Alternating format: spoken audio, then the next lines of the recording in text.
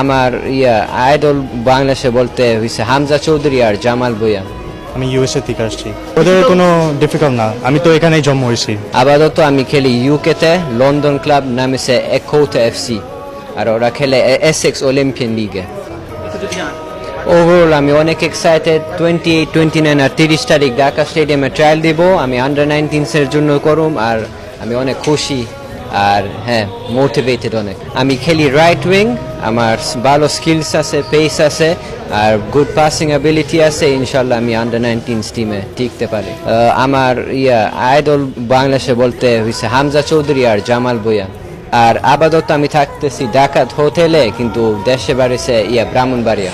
হ্যাঁ, weather big difference, কিন্তু অভ্যাস তো করতে হবে যদি বাংলাদেশের ন্যাশনাল টিমে খেলতে চাই। আমি কমফোর্ট ফিল করতে পারি, আমি কনফিডেন্ট আছি নিজের জন্য। আমার এখন ভালো লাগতেছে অনেক, আমি এক্সাইটেড। আমি ইউএসএ থেকে আসছি। Position central defensive midfield, like I am confident, you know. So yeah, ইনশাআল্লাহ। আর টাঙ্গাইল, হ্যাঁ। ওদের কোনো ডিফিকাল্ট না, আমি তো এখানেই জন্ম হয়েছি। সো আমি 11 বছরে আমি ইউএসএ চলে গেছিলাম।